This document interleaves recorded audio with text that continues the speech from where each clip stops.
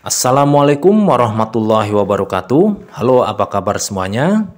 Jumpa lagi dengan saya seperti biasa di perkuliahan Matematika Optimasi. Hari ini alhamdulillah kita sudah memasuki pertemuan ke-10, di mana pertemuan ke-10 ini kita akan mempelajari tentang pengantar metode simplex. Adapun subpokok bahasan yang akan kita pelajari hari ini adalah pertama menentukan solusi dasar visible dan menentukan nilai optimum menggunakan metode simplex. Yang kedua mengubah bentuk umum ke bentuk standar model program linear. Yang ketiga menyusun tabel awal simplex. Kemudian di sini saya akan menjelaskan kembali tentang alur penyelesaian program linear dengan simplex. Yang pertama adalah kita akan mengangkat permasalahan serta memahami persoalan tersebut.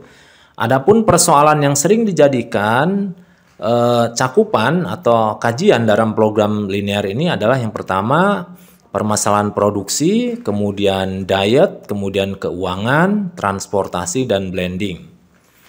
Nah, permasalahan ini kemudian kita akan lanjutkan dengan membuat suatu pemodelan program linear. Nah, di sini yang terdiri dari yang pertama adalah mengidentifikasi variabelnya, kemudian menyusun fungsi objektif serta menyusun fungsi kendala. Setelah pemodelan ini selesai, maka langkah berikutnya adalah kita lakukan optimasi. Optimasi untuk yang simplex ini terdiri dari pembuatan bentuk standar, kemudian pembuatan tabel simplex, kemudian melakukan operasi baris elementer. Nah, dari hasil ini akan muncul sebuah solusi yang optimal. Nah, sebelum kita lanjutkan, bagi Anda yang belum subscribe, nah, saya harapkan untuk bisa subscribe terlebih dahulu. Jangan lupa juga tekan loncengnya dan juga tekan like. Terima kasih saya ucapkan bagi Anda yang telah mendukung channel saya ini. Baik, kita awali dengan pendahuluan terlebih dahulu. Jadi, bagi kalian yang belum tahu apa itu simplex ya, metode simplex ini dikemukakan oleh Jos Denzig sekitar 1947. Hal tersebut dikuatkan dalam bukunya yang berjudul Linear Programming and Extension. Pada bidang matematika optimasi, istilah simplex terkenal sebagai algoritma dalam program linear. Istilah simplex mengacu pada sebuah polihedra. Nah, ini ada pernyataan beliau yang saya kutip dari bukunya ya. Nah, kalau misalkan kita kita ambil sebuah pesannya dari sini, yaitu menurut beliau daerah visible itu dibentuk oleh himpunan polihedra cembung. Bentuk ini divisualisasikan dengan sebuah bentuk berlian yang mempunyai beberapa sisi, tepian, dan titik ekstrim. Proses optimasi simplex ini diibaratkan pergerakan suatu titik sepanjang tepian berlian dari satu titik ekstrim ke titik berikutnya yang dianggap lebih optimal. Selanjutnya, pergerakan titik ini akan berhenti pada satu titik yang dianggap sudah optimal. Nah, seperti itu mungkin ya gambaran dari simplex serta cara kerjanya ya. Nah, di sini adalah gambaran sebuah contoh polihedral yang konveks ya. Bisa dibayangkan ya, ini mirip seperti bongkahan berlian ya, ibaratkan seperti itu. Nah, baik, kita lanjutkan lagi. Nah, simplex itu merupakan polihedral konveks dalam n dimensi yang memiliki n+1 titik ekstrim. Nah, jika n-nya 0 atau dimensinya 0, maka polihedral konveks mempunyai satu titik.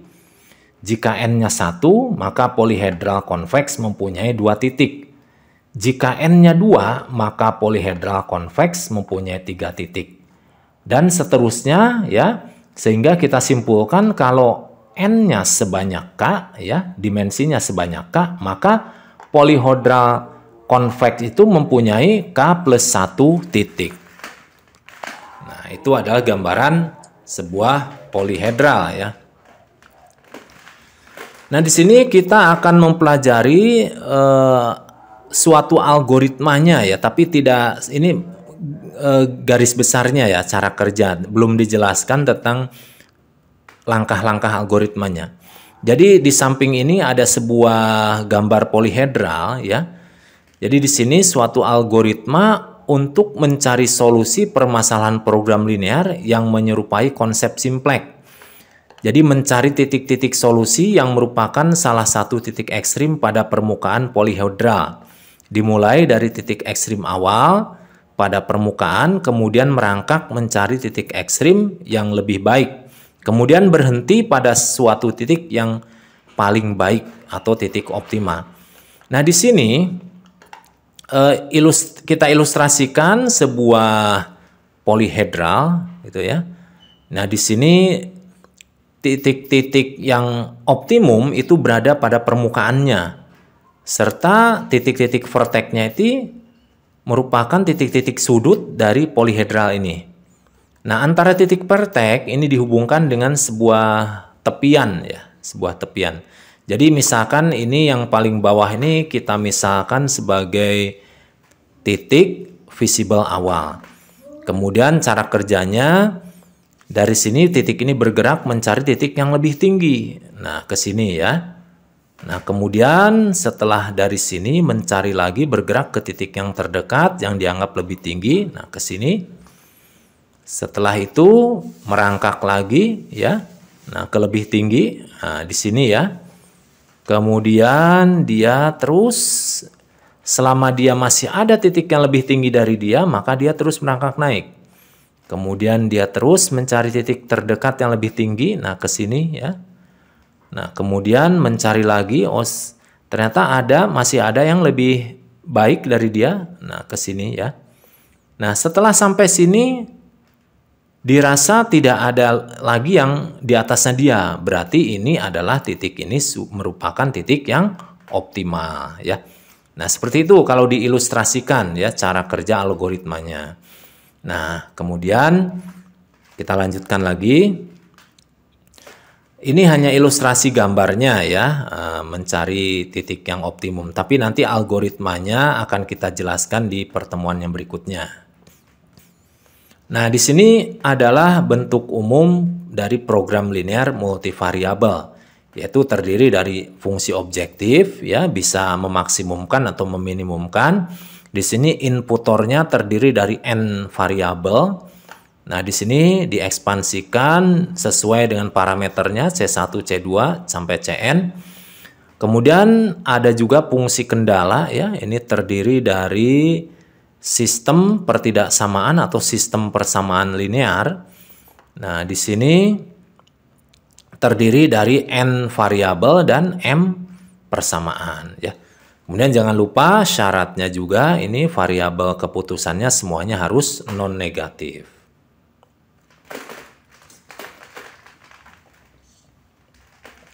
Kemudian di dalam simplex ini hal yang harus dilakukan yang penting adalah mengkonversi program linear dalam bentuk umum menjadi bentuk standar. Nah, ini adalah beberapa ketentuannya. Yang pertama, fungsi objektif harus mempunyai tujuan, yaitu memaksimumkan atau meminimumkan. Yang kedua, ruas kanan pada setiap pembatas harus non-negatif. Jika dalam kondisi negatif, maka dapat dikalikan dengan negatif 1 pada ruas kiri maupun ruas kanan, dengan konsekuensi tanda ketidaksamaan menjadi terbalik. Nah, misalkan contoh, ya, seperti ini. Di sini terdapat ruas kanan pembatasnya itu negatif, maka ini dikalikan dengan negatif 1 menjadi positif 6 di sini, ya. Nah, kemudian di ruas kirinya juga sama, diperlakukan sama, dikalikan dengan negatif 1, di sini menjadi min 3x1 min 4x2 plus 2x3. Nah, ingat tandanya yang tadinya kurang dari atau sama dengan menjadi lebih dari atau sama dengan. Nanti yang dipakai ke langkah berikutnya adalah yang sudah positif di sini ya. Oke, paham ya? Kita lanjutkan lagi. Kemudian langkah syarat yang ketiga, semua pembatas harus dinyatakan dalam persamaan ini sama dengan menambahkan variabel slack atau variabel surplus. Jika pada pembatas ke I mempunyai tanda kurang dari, maka tambahkan dengan variabel slack SI pada ruas kiri. Jika pada pembatas ke I mempunyai tanda lebih besar atau sama dengan, maka kurangkan dengan variabel surplus SI pada ruas kiri. Nah, kita coba lihat di sini ya. Ini sebuah kombinasi linear ya, ini kurang dari suatu nilai ya, BI. Nah, ini kan lebih besar ke ruas kanan. Nah, supaya imbang ibaratkan itu ya, jadi sebelah kiri ini ditambah dengan nama variabel slack sehingga menjadi sama dengan atau imbang gitu ya. Nah, kemudian ilustrasi keduanya ini ya. Kalau di sini ruas kanan lebih besar daripada ruas kiri, berarti ini ruas kanan harus dikurangi biar sama dengan ruas kiri. Jadi dikurangi dengan yang namanya variabel surplus. Jadi ingat ya, kalau lebih kecil itu ditambah slack, kalau lebih besar itu dikurangi surplus. Nah, kemudian yang keempat, semua variabel keputusan itu harus non-negatif. Namun ada beberapa hal yang sering kita temukan ya. Nah, jika misalkan variabel keputusannya itu negatif ya, maka gunakan pemisalan ya. Kita gunakan pemisalan dengan variabel lain. Jadi XI itu sama dengan min XI aksen. Nanti yang dipakai adalah XI aksen karena dia non negatif. Kemudian ada juga bentuk yang lain, misalkan kalau XI itu tidak dinyatakan batasnya, maka XI dimisalkan dengan XI aksen dikurangi XI double aksen, di mana masing-masing XI aksen dan XI double aksen itu non-negatif.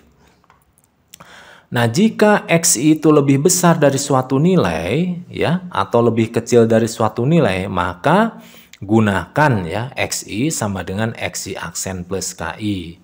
Atau XI sama dengan KI min XI aksen. Di sini ketentuannya XI aksen itu harus non-negatif. Jadi nanti kalau terjadi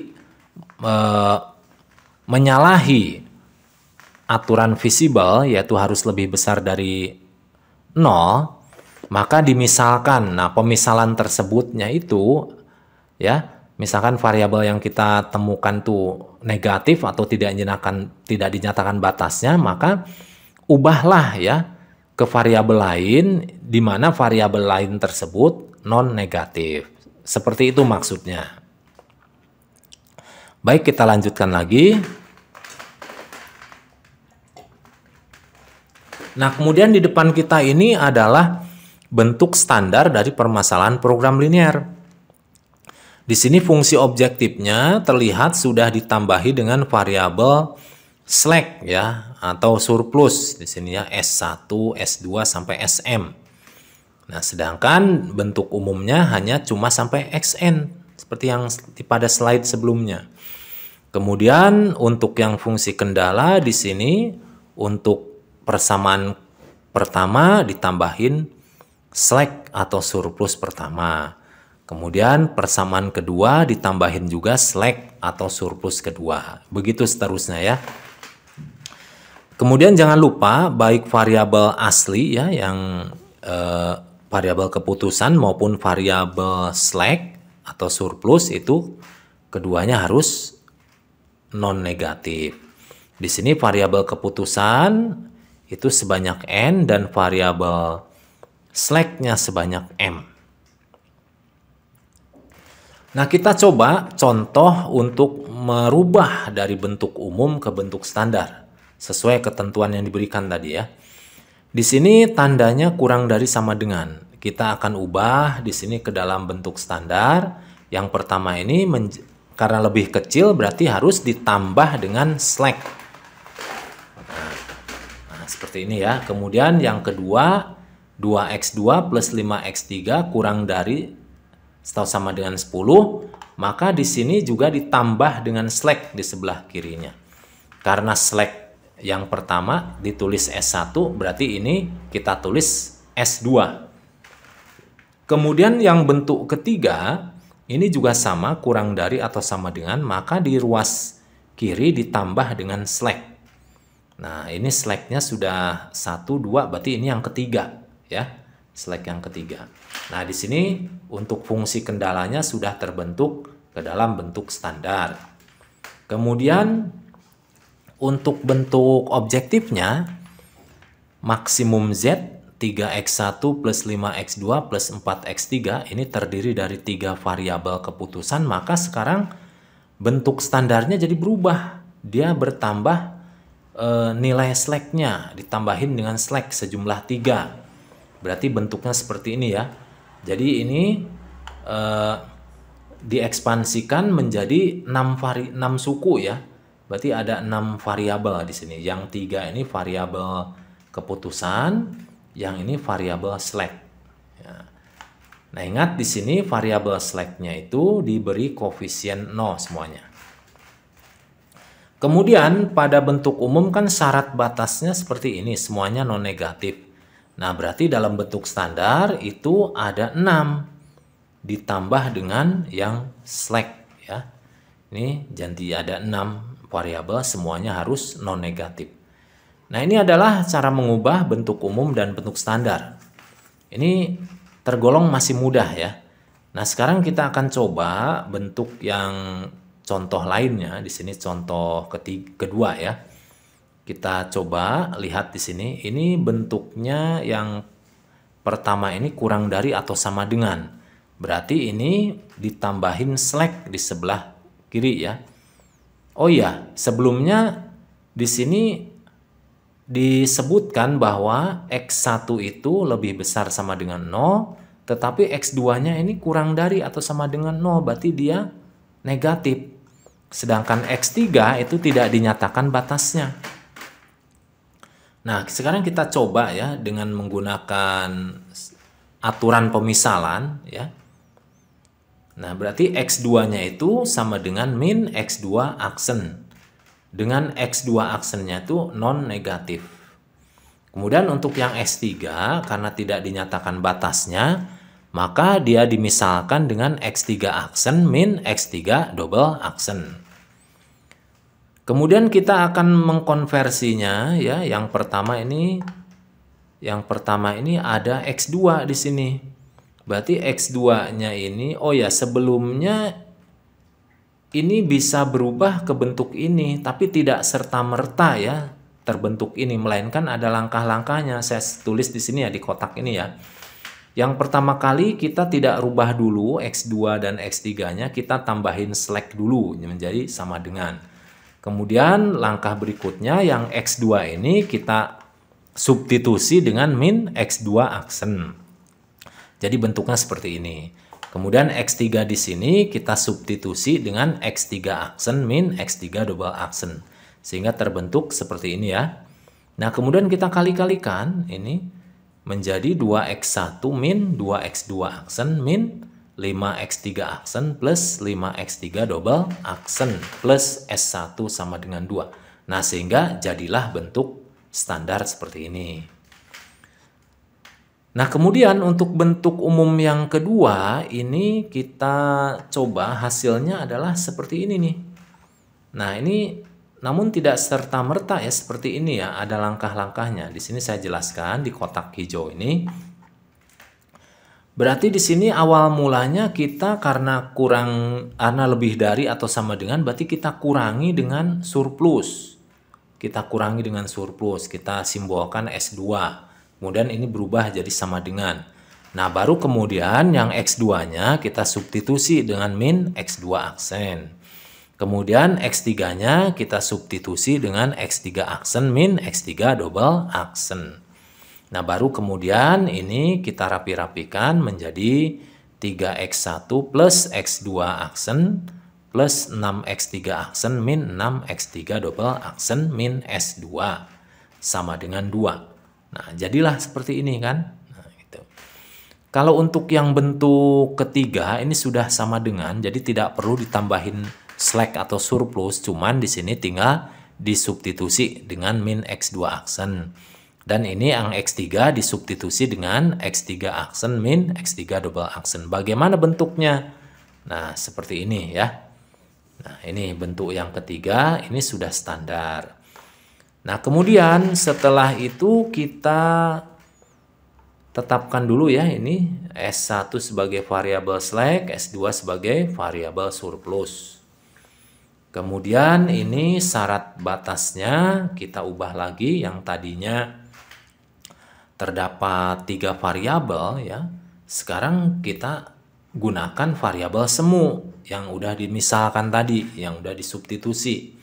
Sehingga menjadi seperti ini. Ini variabel keputusannya, ini yang variabel pengganti ya, variabel semu, ini juga variabel semu, yang ini variabel slack, ini variabel surplus. Sehingga terjadi berapa variabel? 1, 2, 3, 4, 5, 6.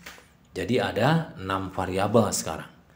Nah, ini 6 variabel ini berpengaruh kepada perubahan fungsi objektifnya. Yang tadinya 3 variabel, dia mengembang menjadi sebanyak berapa nih? 6 variabel ya. Nah, ini menjadi sebanyak 6 variabel. Nah, di sini kenapa ini berubah jadi min? Karena dilakukan substitusi oleh pemisalan ini. Dan ini juga sama ya, telah dilakukan substitusi. Nah, sedangkan di depan slack sama di depan surplus ini koefisiennya harus 0. Nah, ini adalah bentuk standar dari bentuk umum simplex ini. Jadi ini sangat penting sekali sebelum dilakukan proses penghitungan metode simplex. Jadi harus pintar-pintar mengubahnya ke dalam bentuk standar.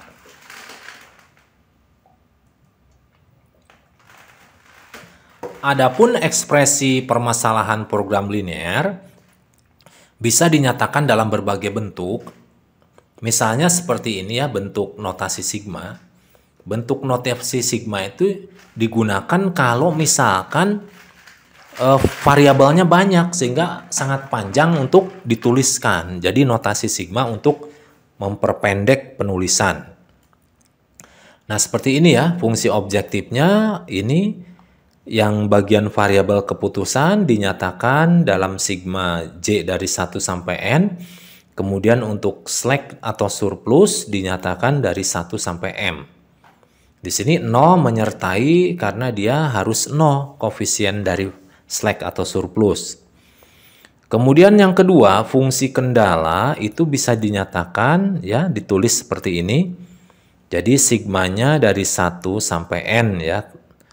Nah, kemudian di sini ditambah slack atau surplus, tergantung nanti kondisinya ya. Bisa lebih besar atau lebih kecil. Ini SI menunjukkan slack nomor ke I gitu. Kemudian syarat batasnya ini juga variabel keputusan maupun slack atau surplus semuanya non negatif. Nah, selain ditulis dalam bentuk notasi sigma, terkadang juga ditulis dalam bentuk matriks. Nah, seperti ini ya. Nah, fungsi objektifnya ini ditulis dalam matriks parameter dalam kondisi transpose dikali variabel ditambah 0 dikali S. Ini semuanya X maupun CT dalam matriks ya. Nah, seperti ini penjelasannya. Ini matriks C, matriks X, dan matriks S. Matriks S ini menyatakan kumpulan dari matriks slack atau surplus. Kemudian ini kumpulan dari variabel keputusan dan ini dari parameter. Nah, kemudian fungsi kendalanya bisa dinyatakan dalam bentuk persamaan matriks ya. Ini A itu dalam bentuk matriks, X-nya matriks, S-nya matriks, B-nya juga matriks. Nah, tadi S-nya sudah dijelaskan, sekarang B-nya. B-nya itu merupakan matriks kolom ya. Dari 1 sampai M. Kemudian A itu merupakan matriks yang diambil dari koefisien persamaan. Ini ukurannya M dikali N ya. M persamaan atau M baris dikali N variabel ya. Atau ini sini N kolom. Kemudian syarat batasnya jangan lupa baik variabel utama atau variabel keputusan maupun variabel slack atau surplus itu semuanya non negatif. Nah, ini kalau dituliskan dalam bentuk matriks. Baik, kita lanjutkan lagi. Nah, di sini ada beberapa sifat yang harus diperhatikan dalam metode simplex ini. Yang pertama, jenis solusinya itu tidak mempunyai solusi visible. Artinya tidak ada satupun variabel yang memenuhi setiap kendala.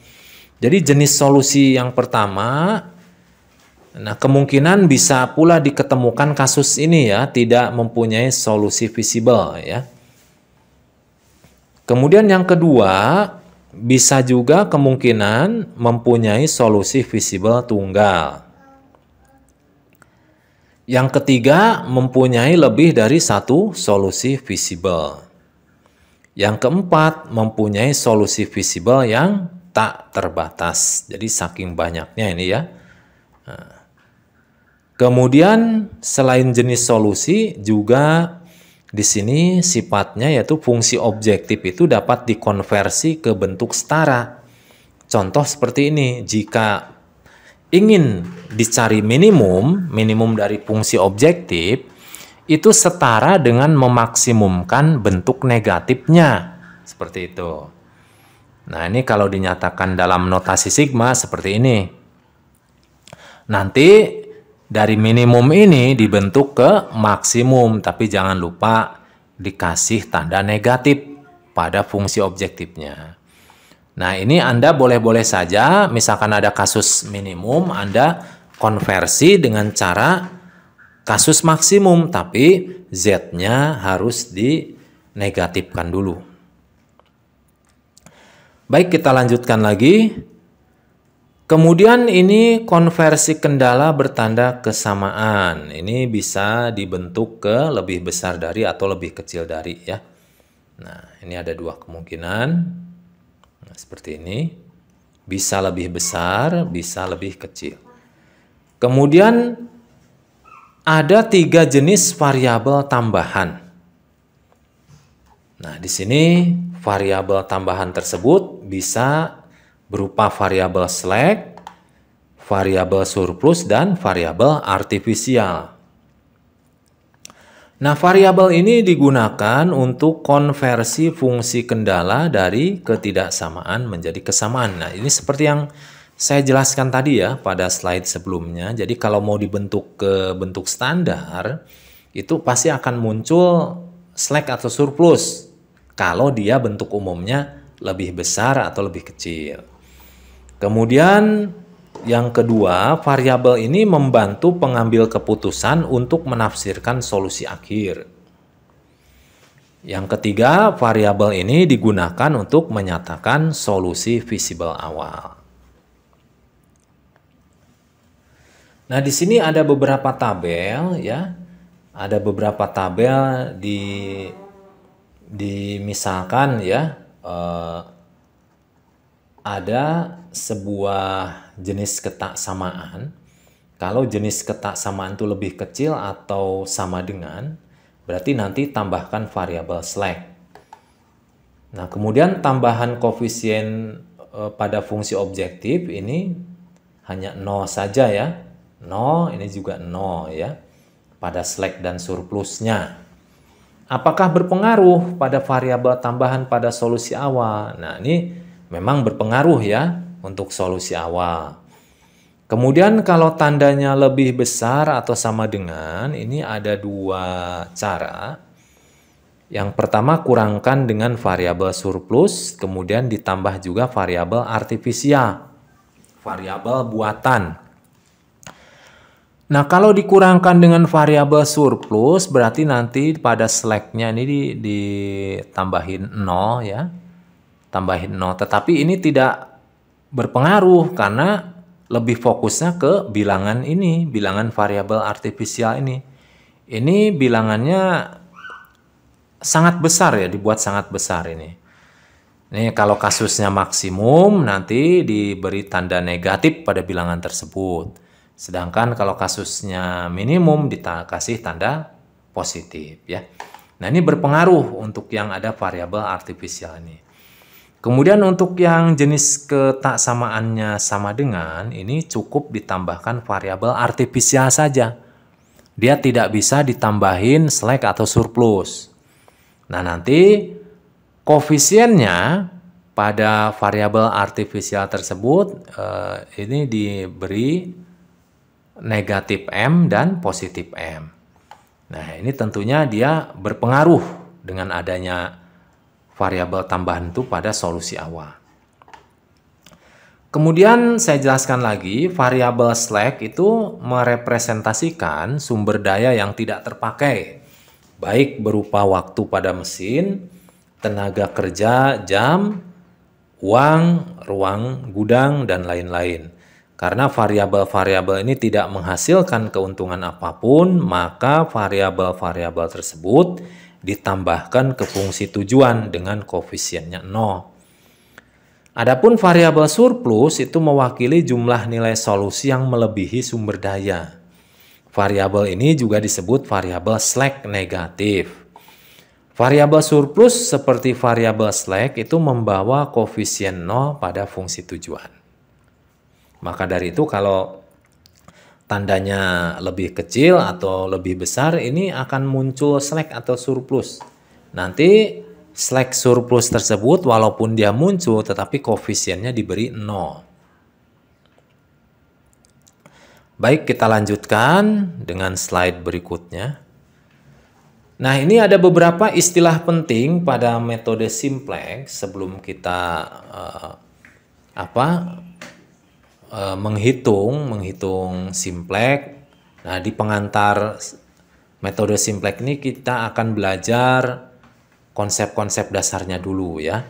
Karena untuk perhitungan itu tanpa tahu konsep dasarnya akan hampa ya. Baik, kita coba di sini. Ada istilah yang dinamakan solusi dasar ya. Apa itu solusi dasar? Coba kita lihat dulu ini ya. Ini sebuah sistem persamaan linear yang terdiri dari n variabel dan m persamaan. Kemudian ini kita bentuk ke dalam bentuk persamaan standar dengan A-nya berupa matrik, X-nya matrik, dan B-nya matrik. Nah, di sini matrik A-nya diambil dari koefisien dari sistem persamaan ini. Sedangkan matriks B-nya diambil dari nilai-nilai constraint ya di ruas kanan ini. Kemudian ini kita tahu bahwa rank dari matriks A ini diketahui sebanyak M ya. Rank mungkin Anda sudah tahu ya, itu jumlah maksimum dari vektor kolom atau vektor baris yang bebas linear atau yang independen ya. Nah, kemudian kalau misalkan ini n itu lebih besar dari m, maka tetapkan solusi dasar yang terdiri dari m variabel dasar dan sisanya sebanyak n min m sebagai variabel non dasar. Jadi kalau ada bentuk seperti ini di mana jumlah lajur mendatarnya lebih panjang atau jumlah n-nya lebih banyak daripada jumlah persamaannya, maka nanti tetapkan variabel dasar sebanyak jumlah persamaannya. Nah, sedangkan sisanya nanti dibuat sebagai variabel non dasar. Ya, ingat variabel non dasarnya dibuat 0. Makanya dinamakan solusi dasar. Jadi variabel non dasarnya itu dibuat 0 dulu. Nah, di sini variabel non dasarnya sebanyak sisa dari N dikurangi M. Ini dari 1 sampai X N min M ini semuanya nilainya 0. Kemudian variabel dasarnya itu ditentukan dengan terlebih dahulu membuat matrik basis B yang berukuran M kali M. Dengan ketentuan determinan B ini tidak boleh 0. Jadi kalau misalkan determinan B-nya 0 berarti ini adalah singular nantinya bentuk B-nya nih. Nah, selanjutnya nanti variabel dasar ini diperoleh dengan inverse, ya, mengalihkan inverse matrik B besar ini dengan B kecil. B kecil itu adalah matrik kolom, ya, yang berisi constraint, ya, dari sistem persamaan ini. Nah, itu ya.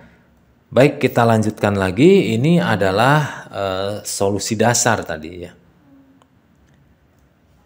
Kemudian banyaknya matriks B itu sebanyak kombinasi M dari N. Jadi banyaknya unsur jika kita memilih sejumlah M dari N unsur yang tersedia. Nah, ini menggunakan rumus kombinasi sewaktu Anda duduk di sekolah menengah, ya, pernah dulu ya. Jadi cara menghitungnya adalah N faktorial dibagi M faktorial dikali N min M faktorial. Itu caranya, ya. Nah, baik, kita lanjutkan lagi. Nah, istilah yang kedua ada juga yang dinamakan solusi dasar visible. Solusi yang memenuhi persamaan program linear tadi di mana variabelnya memenuhi non-negatif. Jadi, untuk solusi dasar visible ini didapatkan jika semua solusi, ya. Nah, jadi solusi kan itu terdiri dari dua, ya, nanti isinya ada yang terdiri dari variabel dasar dan non dasar. Kalau non dasar udah pasti 0, dan yang variabel dasarnya itu semuanya adalah non negatif, maka itu disebut solusi dasar visible. Kalau yang solusi dasar non visible berarti di variabel dasarnya tadi ada nilai negatif. Itu maka nanti dinamakan solusi dasar yang non visible. Kemudian yang ketiga, ini ada solusi dasar degenerasi. Degenerasi itu ya, penurunan atau solusi dasar degenerate adalah solusi dari suatu sistem program linear AX sama dengan B yang memiliki satu atau lebih variabel dasar bernilai 0. Jadi solusi dasar degenerasi ini terjadi kalau di variabel dasarnya itu salah satunya, ya, bisa satu atau lebih ada yang bernilai 0. Kemudian yang keempat, istilah yang berikutnya adalah vektor biaya. Jadi misalkan XB itu adalah solusi dasar visible untuk permasalahan program linear, maka maksimum Z sama dengan CX yang diterapkan pada AX sama dengan B, ya. Nah, ini berarti vektor biaya ini merupakan kumpulan dari vektor C atau parameter lah, ya, gitu ya. Parameter yang menempel pada variabelnya. Nah, ini variabel ini menyatakan koefisien variabel dasar, ya.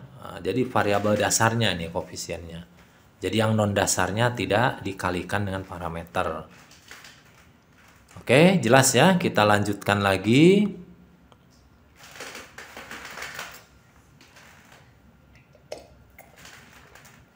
Nah, kita akan mencoba contoh, ya. Jika diketahui permasalahan program linear di bawah ini, maksimum Z sama dengan X1 plus 2X2 plus X3 plus 2X4 akan dikenakan pada sistem berikut. Nah, ini Anda bisa lihat di sistem ini sistem persamaan linear di depan kita ini terdiri dari 4 variabel dan 2 persamaan. Kalau yang paling bawah ini syarat batasnya, ya. Nah, kita akan bahas, ya, bagaimana kita akan mencari solusi dasar, ya, dari sistem persamaan linear ini. Nah, kita bahas di sini terdapat 4 variabel dan 2 persamaan, maka kita tentukan n-nya tuh 4 dan m-nya 2. Untuk menentukan solusi dasar, maka sistem kendala di atas kita nyatakan dengan A kali X sama dengan B. Nah, ini A-nya kita ambil dari koefisien sistem ini. Kemudian X-nya sebagai matrik variabel terdiri dari 4, ya, 4 variabel. Kemudian B-nya terdiri dari ini nilai konstanta ini atau constraint ya di ruas kanan dari sistem ini.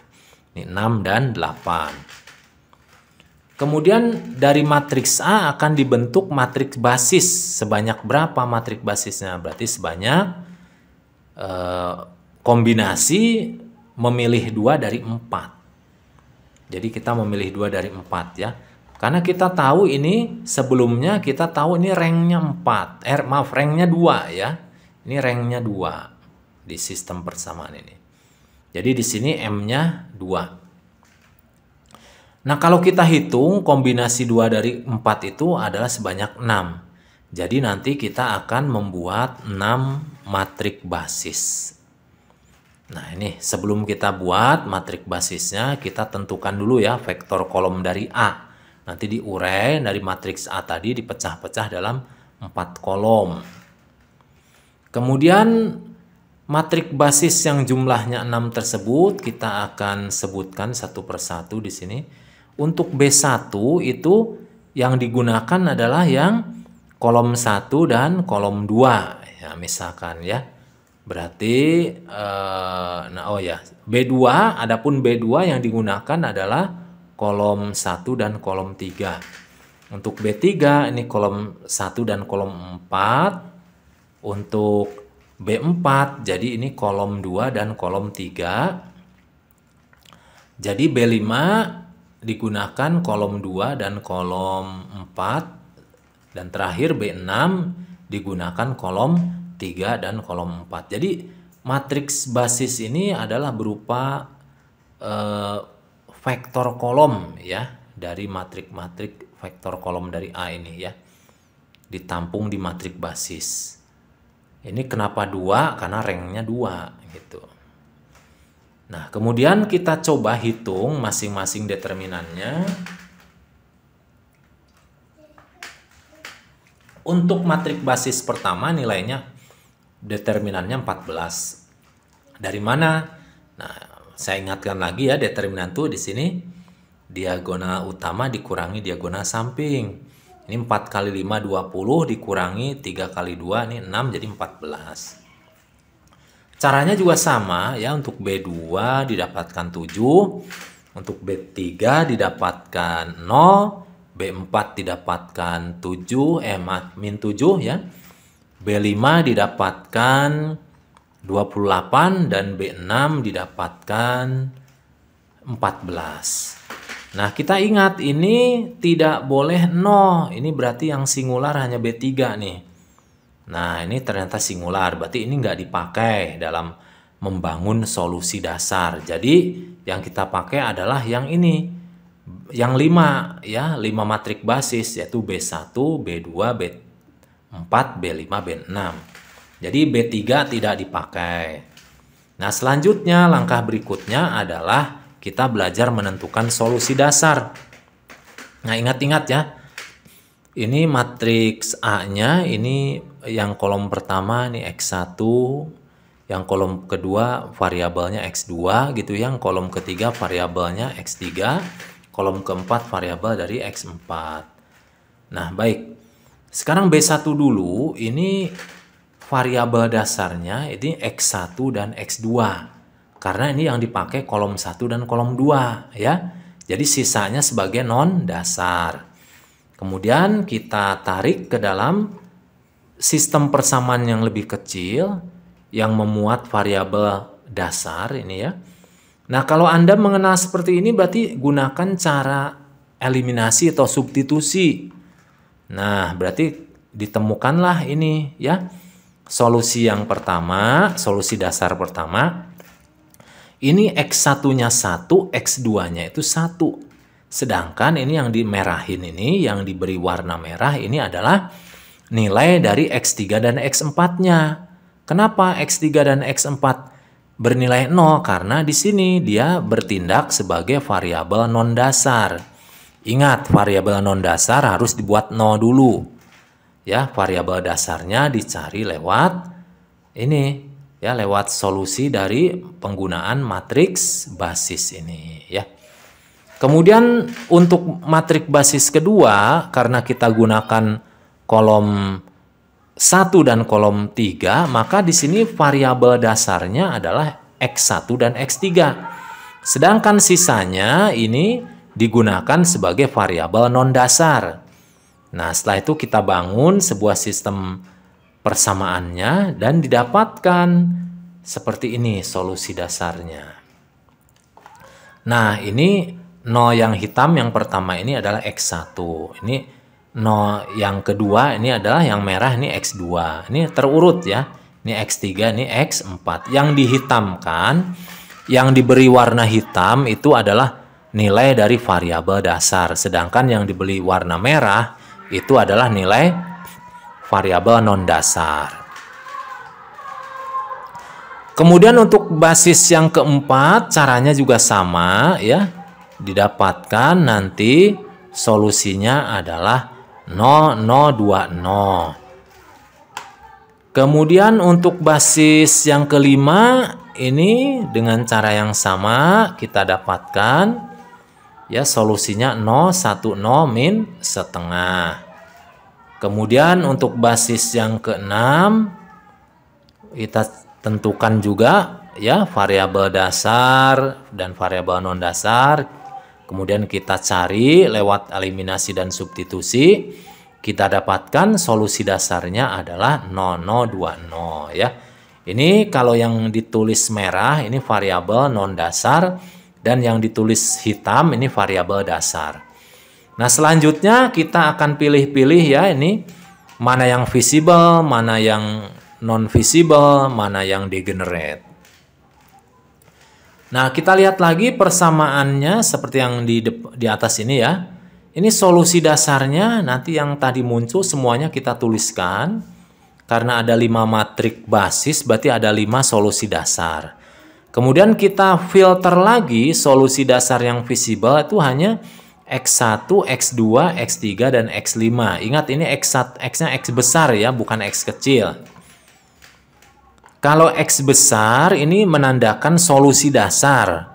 Kalau X kecil itu menandakan variabel ya yang dari persamaannya.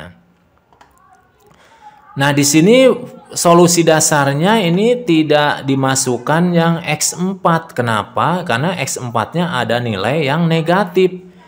Ya, yaitu negatif setengah. Sedangkan di teori atau di konsepnya itu solusi dasar visible itu tidak boleh negatif. Ya, aturannya harus non negatif. Kemudian solusi dasar non visible-nya berarti ya X4 itu karena ada min setengah. Ini tidak memenuhi atau tidak layak gitu ya. Nah, kemudian solusi dasar degenerasinya itu kita lihat di sini berarti yang variabel dasarnya itu ada salah satu yang nilainya 0. Nah, seperti ini nih, yang hitam ya. Kita fokusnya ke huruf ya, ke angka yang hitam ini. Ya, ini 0 dan 2, berarti salah satunya ada 0-nya. Kemudian 0, 2 ya. Ini ada 0-nya. Kemudian ini 2, 0. Ini ada 0-nya. Nah, itu adalah solusi dasar yang degenerasi.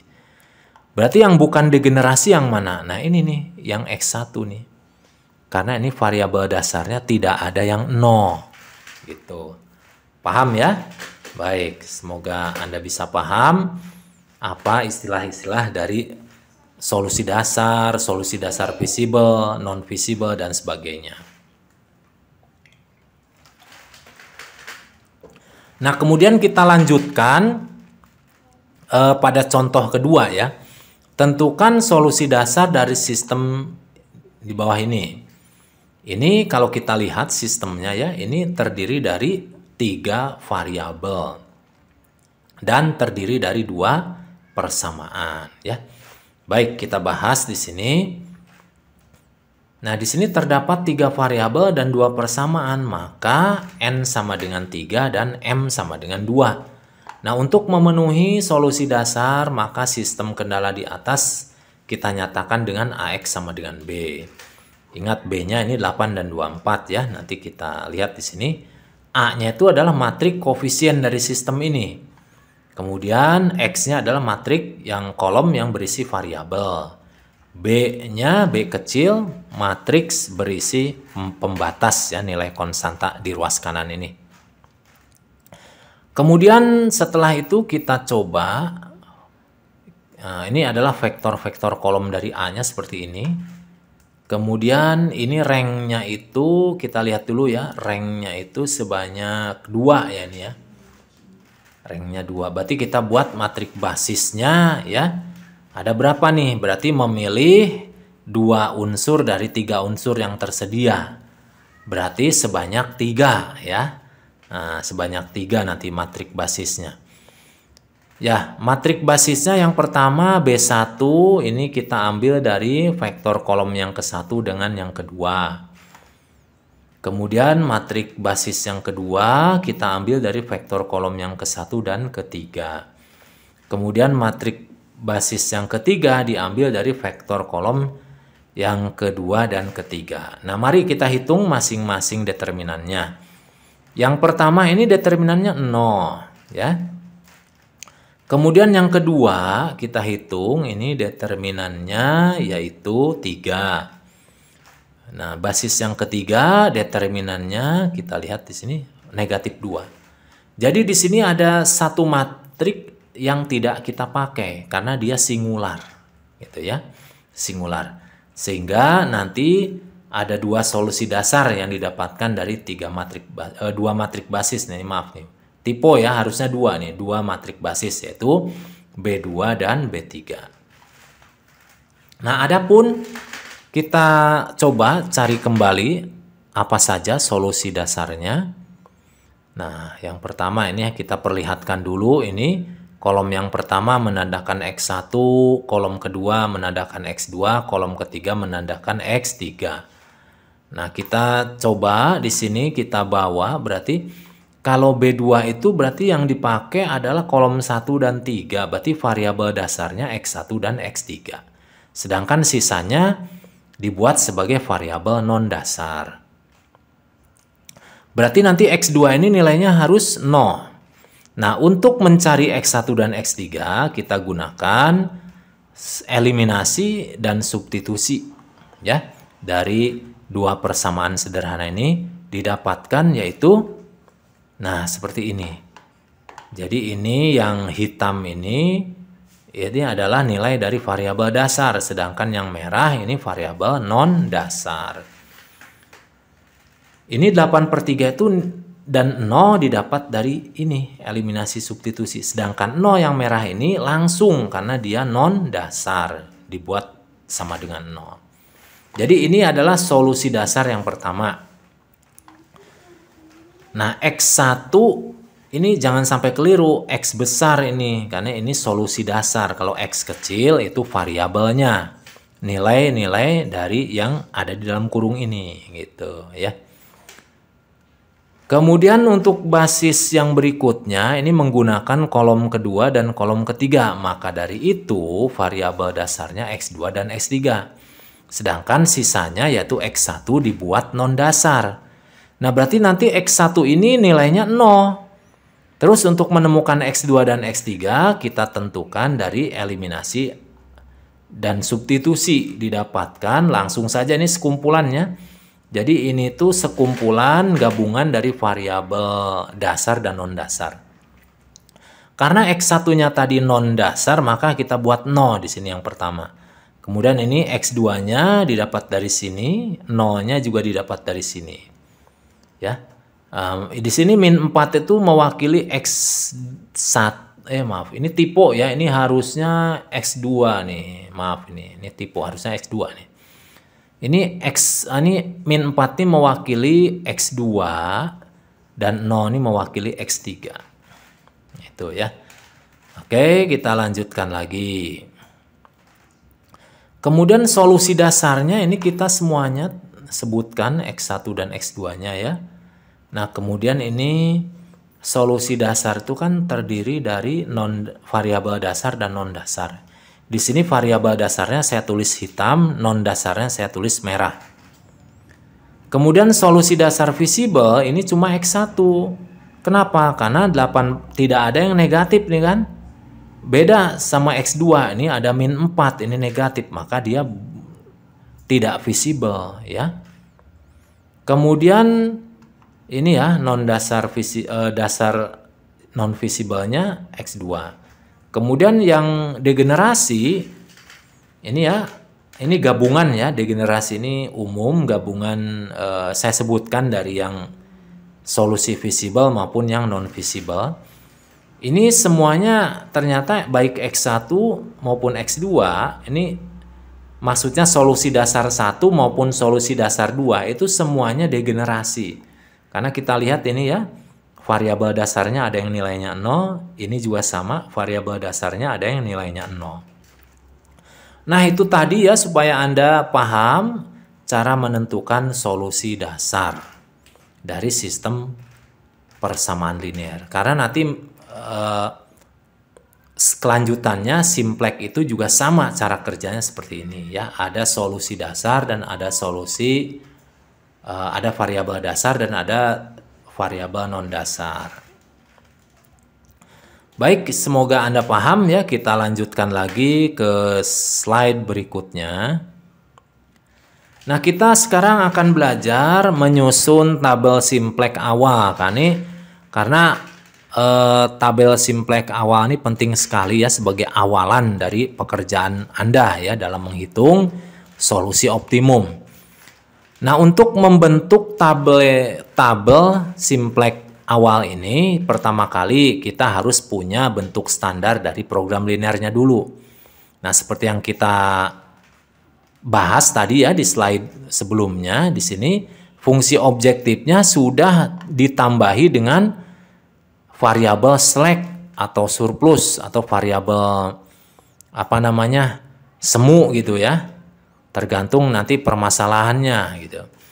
Kemudian fungsi kendalanya ini sama ya seperti yang ada di model sebelumnya, ini juga sudah ditambahin simplex sudah ditambahin slack, surplus atau variabel semu lainnya. Kemudian di sini kita ubah dulu. Ini koefisiennya kita ambil, ini parameternya C1, C2 sampai Cn kita tulis di sini. Kemudian di sini koefisien dari S1, S2 sampai Sm kita tulis di sini ya. Nah, kita bentuk ke dalam matrik baris dulu. Adapun untuk yang fungsi kendala yang kita ambil adalah ini yang ada koefisien yang ada di ruas kiri. Ya, ini ya yang ada di ruas kiri. Ini S1, S2, S3 akan membentuk matriks identitas yang berukuran M kali M. Karena dia berafiliasi dengan matriks identitas, kita sengaja kita buat dia sebagai variabel dasar dulu ya. Kemudian di sini karena dia berafiliasi dengan identitas, maka variabel dasarnya dinyatakan ini variabel dasar yang awal ya, bukan variabel dasar umum. Variabel dasar yang awal untuk tabel simplex awal ini adalah S1, S2 sampai Sm. Sedangkan variabel yang akan kita cari sesungguhnya itu dibuat non dasar dulu. Jadi X1, X2 sampai Xn min M. Ini nanti pada awal tabel ini dibuat 0 dulu gitu. Kemudian solusi visible awalnya ini S1 itu sama dengan B1, S2 sama dengan B2, Sm sama dengan Bm. Jadi nilainya akan sama dengan ruas kanan ya pada sistem ini. Jadi sama dengan constraint atau pembatasnya. Baik, itu ya. Awal kali membuat tabel simplex. Nah, kemudian kita bawa ke dalam tabelnya itu sendiri. Nah, sebelumnya ini variabel apa namanya yang non dasarnya kita buat 0 semua. Lalu setelah itu kita angkat ke dalam tabel. Nah, seperti ini ya. Ini adalah susunan tabel menurut versi saya ya. Jadi ini yang di 3 kolom di kiri ini terdiri dari koefisien variabel dasar, kemudian variabel dasar dan nilai variabel dasar. Kemudian yang paling atas ini, yang di atasnya tabel ini adalah nilai dari parameter dari fungsi objektif.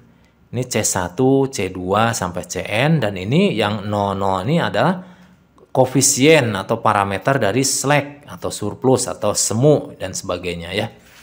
Yang jelas ini dari variabel dasar. Kemudian untuk variabelnya nanti disimpan ya berdasarkan lajur kolom ini X1, X2 sampai Xn ya. Kemudian yang tabel, oh ini maaf sampai N-M ya, ini typo nih. Sedangkan ini N itu jumlahan dari sini sampai sini. Kemudian yang slack atau surplus atau variabel semu lainnya kita taruh di yang sebelah kanan. Kemudian untuk tabel simplex awal ini variabel dasarnya dibuat S1, S2 sampai Sm. Kemudian nilai variabelnya yaitu B1, B2 sampai Bm. Ya, seperti itu. Nah, kita coba di sini. Nah, ini kita taruh di sini yang matrik baris tadi yang koefisien dari fungsi objektif.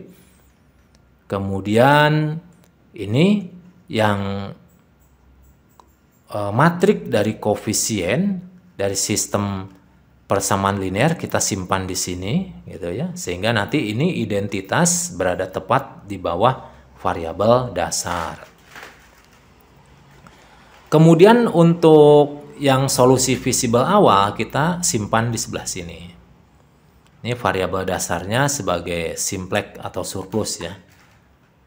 Nah, itu ya untuk pembuatan tabel awal. Nah, kita coba ada soal berikut kita akan bawa ke dalam tabel simplex awal. Di sini ada permasalahan program linear. Ini maksimum Z sama dengan X1 plus X2 plus 3X3 untuk, nah ini adalah fungsi kendalanya ya. Ini masih dalam bentuk umum. Ini yang paling bawah ini adalah syaratnya ya, syarat dari variabel keputusannya. Nah, kemudian kita bagaimana cara membahasnya? Yang pertama kali kita lihat dulu, kita periksa, oh ini udah dalam bentuk kanonik ya. Berarti kita tetapkan di sini. Nah, yang kedua, ini belum normal nih. Ini harus dinormalisasi dulu ya. Ini harus ruas kanan itu ingat syaratnya harus positif. Berarti kita kalikan dengan negatif 1 di tiap ruas. Jadi bentuknya seperti ini nanti. Nah, jadi ininya sudah positif 15. Ini juga sudah berubah ya. Nah, kemudian ini yang kita bawa ke bawah ini. Nanti kita pindahkan ya.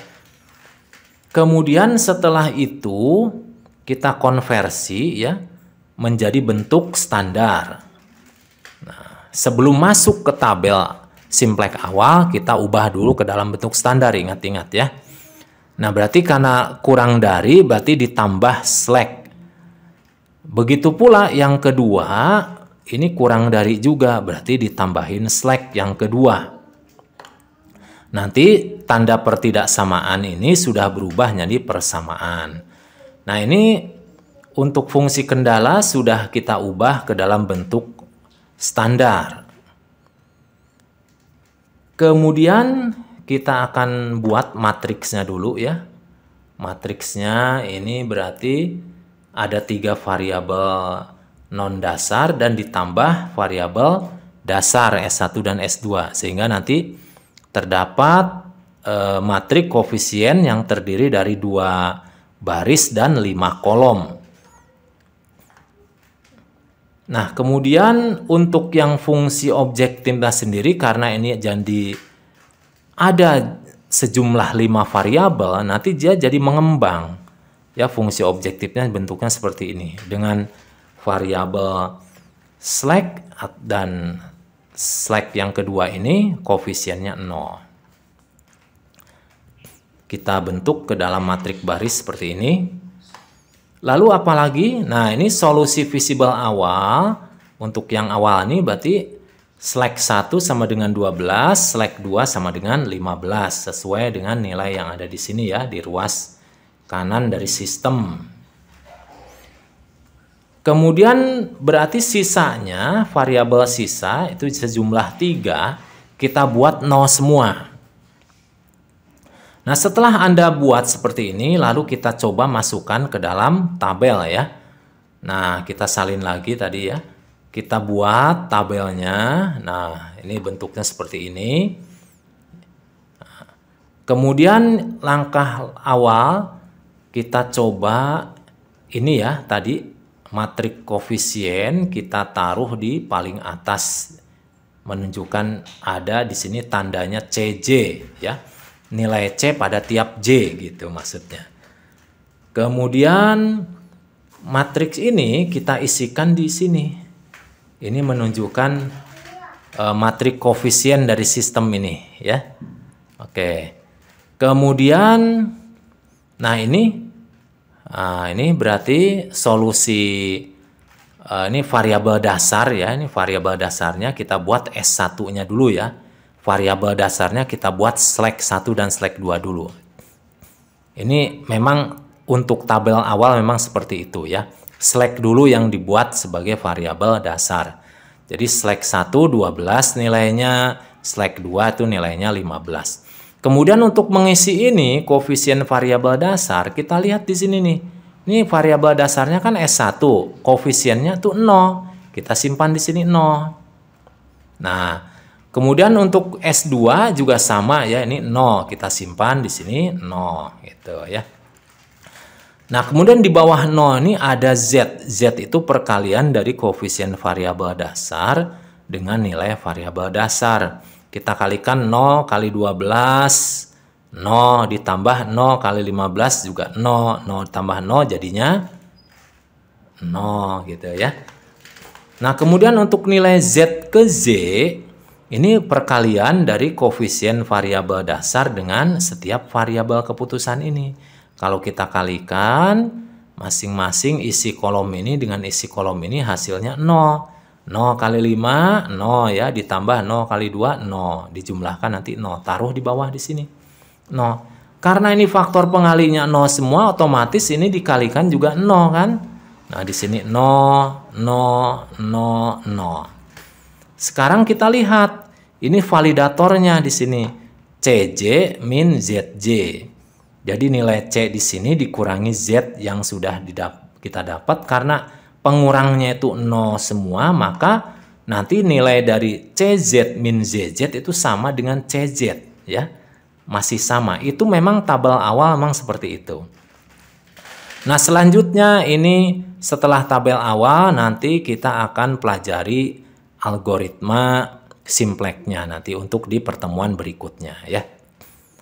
Nah, untuk kali ini saya cukupkan sekian dulu, semoga Anda paham ya. Supaya Anda lebih paham nanti ya, saya titipkan beberapa latihan soal. Nah, di sini ya.